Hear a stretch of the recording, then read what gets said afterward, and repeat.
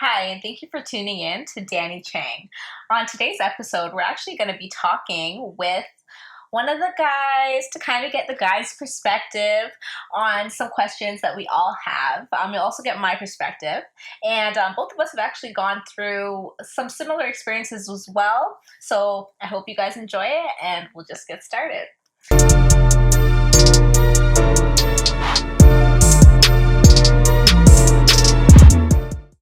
So, firstly, I'd like to introduce you. So, this is Duke, and welcome everybody. I want you to tell the people a little bit about yourself. Hey, I'm just your regular old run of the mill guy, straight shooter. Straight shooter. So when it comes to you want to hear what's on my mind, I'm going to tell you. We're going to talk about relationships. So I was married before. Okay. I'm divorced, but so I've been through those experiences. Yes. And that's actually what we had in common. Right. Why some of the questions? Yeah, So I'm entrepreneur.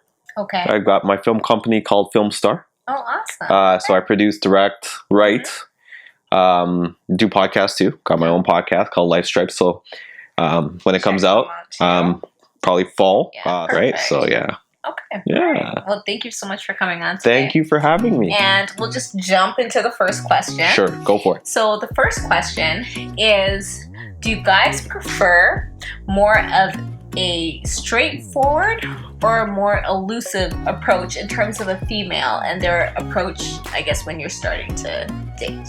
Okay, so basically, like the way a man would go after a woman versus a woman going after a man. I think for myself, and I'll say for myself, I would more want an elusive approach. I find that the woman's approaching me and it's aggressive. It kind of feels uncharacteristic and it doesn't feel natural, and it kind of throws you back a little bit, especially if they're too aggressive. You know what I mean? Takes you off guard. So if they're too aggressive, I don't mind you being straight up and saying, hey, I like you. Yes. Exactly. Right? But if you're like over the top, like, yo, I want to talk to you, you're hot, blah, blah, blah. It's like, whoa, like it's like roles reverse kind of thing. It's like, wait, shouldn't I be doing that? But you know what? A lot of women are like that lately, though, I find. There are more women now that will go up and pick up a guy. Right. I personally wouldn't do that. I think I do a lot of other things that would make the guy, that would allow the guy to be aware that I'm interested. Right. But I could never just be like, hey, like, yo. Yeah, that's just, it's a little different. I mean, I will say this. American girls are very, like, aggressive. Like, they'll tell you, like, listen, I want you. Is that your girl? Because, they don't even care. Serious, yeah. So, but I think naturally men more prefer a girl that's kind of like, let the men chase. But I agree with you. Times are changing, so more women are going that way. Okay, but then when it gets to a certain point, right? Like, so you guys have been talking now for like, I don't know, a month or two, and she's you can tell obviously that she's also very interested in you. She even says that, but you've both said it. Right. Does that decrease your interest in the female?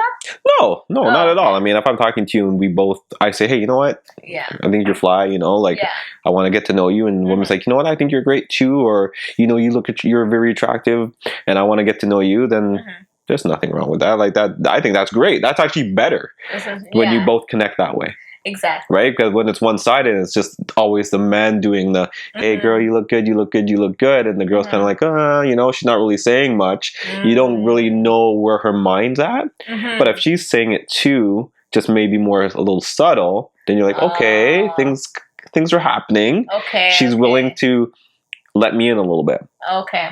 Yeah. Because I feel like a lot of women feel as though as soon as they do express how they feel, that's the time when the man then starts to back off. No, man. If you come with the approach of he says that he likes you and you say that you like him, I don't think a man's gonna back off from that. I think that feels actually natural.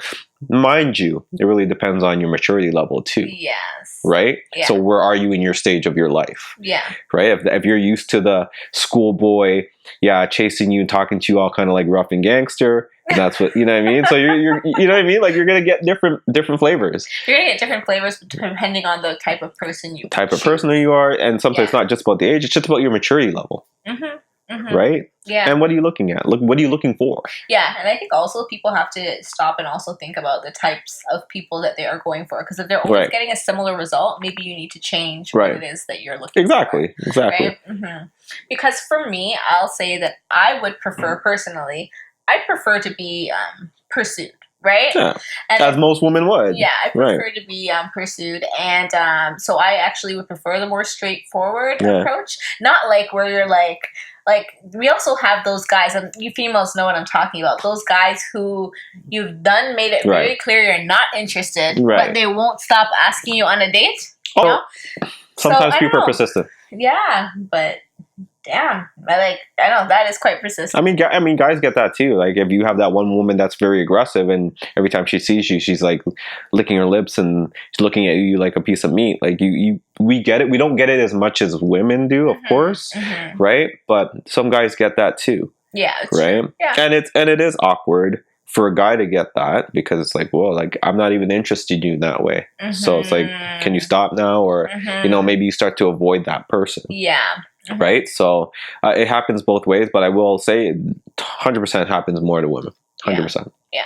You know? And I think this kind of leads into something else that we were talking about a little bit earlier, when we talked about, dynamics changing at certain points. Right. Because I think a lot of the times, probably when the guy pulls away is probably after a certain thing occurs. Oh, for sure. So we talked about that, how sex kind of changes the dynamics of a relationship. And it really does. Right? It really does. So what did you feel about that?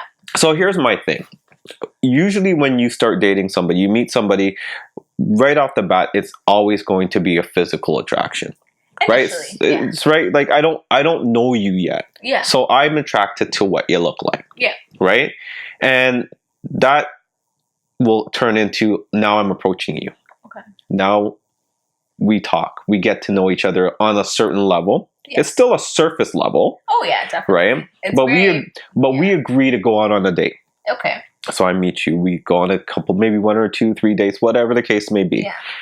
Usually, in that time, within the first 1 to 2 months, usually you get into that physical contact, right? Yes. So you get intimate. Especially if the attraction's high and things like that. You get intimate. What usually happens, though, is if you haven't identified what you're doing and it's still just dating, usually, and I'm going to say it to the ladies, usually ladies, when you get intimate with a man, even during the dating stage, that now changes the course of the relationship. Now a woman feels she's in the relationship after. Usually.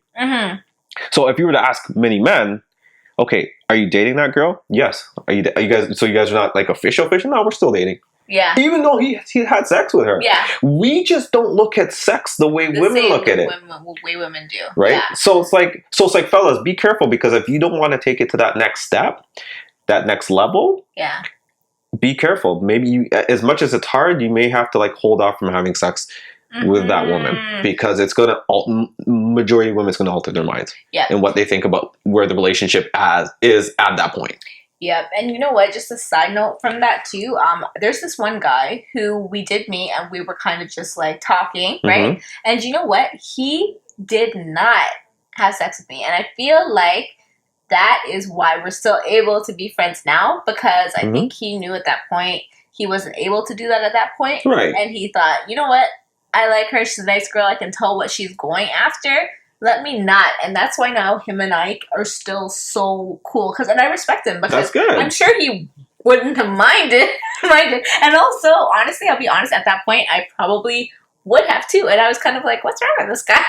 Well, that's but now the thing, right? I realize, right? And now that's why we're actually probably able to still maintain such a cool friendship, because, that didn't occur. And that's the thing. And like, he was careful. He was careful of, like, my feelings. That's why I can also respect him to a certain degree too. And that's the thing. Like, a lot of times, we as men, we have great relationships with women. Great relationships. Like, some of the women we could probably be friends for years. However, we let that poor decision take over, right? Because with your penis. Right. I didn't want to say that, but anyways, but we made that poor decision take over, and then it happens, and then we ruin a friendship. Yeah. Right. So if you know that you're not on that level and you don't want to be in that level, like that same level of maybe going into a relationship that's going to turn into a long-term relationship that potentially will turn into marriage, and that's not the point of stage in your life that you're in, then you need to take a step back. Yeah. Right? But a lot of times men don't. Well, most of the time. Yeah. A lot of times men don't. As a woman, that's why you also have to be careful too and really read the guy you're talking to and really try to like assess where he's at, you know? Because if you know you're on that point, you don't want to go and do that and make things awkward. Because I will agree with you that, when you have sex, it totally does change. All of a sudden, it's like, why ain't he calling me today? Where is he at? Right? You know what I mean? And then you're kind of like, where are we going? You know? Exactly. Now, or that you get into that conversation, like, okay, so where are we at in the relationship? And then the guy's like, what? Now you feel a little bit more invested. Yes. You know? Yes. Well, you know what? I can't speak for all females because I'm sure some females, like some people are very sexually liberated. They don't mind, right? Exactly. But I know that for me, I'll be that girl. I'll be like, so, what's going on? Exactly. I think that's not just you alone. I think it's so many women. Don't get it wrong, men are like that too. It's not as common, but you do have men that too. Like once they have that relationship. We talked about that. I told you I had one guy that after he was like the like I don't want to say like the female, but kind of like the female. He was the puppy dog in the window now. He was just like after that is like he was just like he loved me after that, and I was kind of like, wow, this is a role reversal I'm not used to. It was like, I'm strong, and she got me, you know what I mean? So, it was different. It was definitely different. But, so it can happen to guys too, but probably 100%. Not quite as often. 100%. No, and it happens. And it's just a way of life, man. So it's just really identifying who you are as a person. Yeah. What are your things, what are your triggers? Like what is going to trigger you in a relationship? Exactly. Right? And then making like certain changes accordingly, right? Exactly. Because there may have been a time in like, you know, I don't know, your or my life, right? For instance, where I might be okay with just, you know, having this kind of experience with a guy and then just kind of going along my way because that's where I'm at that point. Right. But knowing where I am now, I've made certain modifications, right? Right. And what I'm like looking for and what I want, right? Yeah.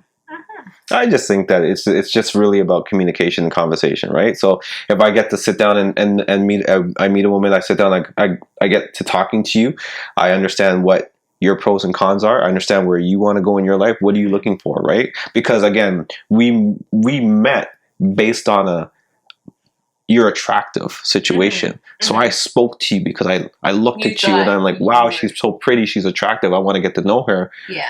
But we need to now dig beyond that. Yeah. I need to now figure out, okay, well, do you want to start dating me for 3 to 4 months, 5 months, 6 months, get married in a year? Girl. Or do you just want to kick it? Right? Like you kind of got to assess where the person's at and see if you guys match. Exactly. And I think that's the more like responsible thing to do. But as you said, not everyone thinks that way. Exactly. But, you know, hopefully with time and maturity, people can get to that point. And that's why, you know, again, we have to have these conversations and we got to do this and speak to our people. Yeah, and I would love to know how you guys feel about this as well. You know, do you think that you have a responsibility to be thoughtful of the person that you're engaging with, or do you think like, you know, every man for themselves, you know? So the final question I had was related to what we both have in common, right? And the question was, you know, are you open to getting married again, or do you want to be married again, and why, or like why not? I mean, for me, I've done it once, right? And normally most people will say no, I would never do it again. Oh, really? I've never had an issue with being married or getting married again. Do I want to do it 3 and 4 times? Absolutely not. Obviously not. No. Right? So, you know, I'm open to it. If somebody wants to get married, I'm open to it, right? So I have no issue with it. I think marriage is a wonderful thing. The union, you know, becoming one with that person, having that family, you know, like sitting down at the dinner with your family and just having conversation. I think that's a great thing, and I like to see families do that. But you can have that even without the marriage. You can. You definitely can, right? But I mean, you know, I grew up a way where it's like, you know, you got married. So I'm still stuck in that. I mean, yeah, a lot of people now are not doing it. They're just living together, and that's fine. Like I'm not knocking anybody for that. But for me, I wouldn't mind doing it again. Yes. Yeah. Okay. I just don't want to do it 3 and 4 times. Yes. You know, that's just not my thing. Yeah, I think with me, because where I was at, I think I spoke to you about it a bit too. And I think that I kind of felt like, oh, I'm at this point now. This is what I need to do. I've been dating you for this amount of time. I'm this age, right? And now this is what needs to happen, right? Whereas I would definitely be much more careful next time. I would want to live with the person. I would really want to think long term, like, can I deal with how this person is as they are right now, and not think they're going to somehow magically change once we get married. Exactly, and that's the thing. You don't want them to change. So I think it just really, for me, just makes me a little bit more. It helps me to have more clarity in terms of what I want, I think, being married before.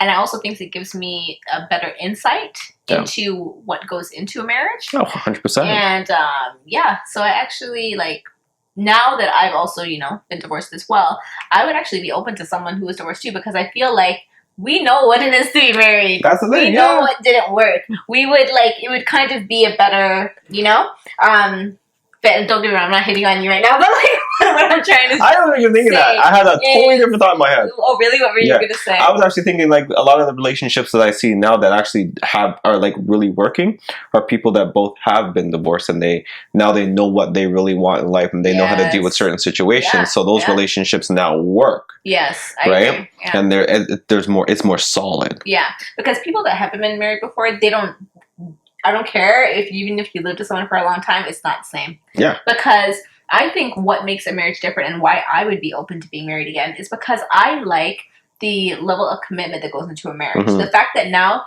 it's much harder to get out of a marriage than it is to just get out of a boyfriend-girlfriend relationship. Because if that was the case, like, I would have been out real fast, right? No doubt. But I was married. So I'm like, okay, I gotta actually try to work through this, it just gives you that extra level of commitment, I think. Even though my situation still didn't end up working, but it gives you that that push to, like, fight a little bit harder for it, I think, as well. And I'm sure that a child has a similar effect as well, because a child's I think it's even more of a commitment than a marriage, in my opinion. Because you're gonna see that person whether or not y'all are together to communicate until that child's at least like 18. I mean, so you're always gonna be in each other's lives. So no, great question, and I think it's a question that a lot of people should consider. Like, what are the pros and cons of getting married again? Like, is it worth it? Like, if you're in a relationship right now and you're, say, for example, Kamala, and it's been working for 10, 15 years, do you want to change that and get married? Right? But then wouldn't you think after 10 or 15 years, you probably know each other enough that you could? Yeah, you could. But is it gonna? But at this point, a lot of people are gonna think of it this way. Well, if it ain't broke, why fix it? So I guess it's really just a personal. It's partially just a personal decision. Because I think I'd be open to it. I'm not okay, I'm married again right now.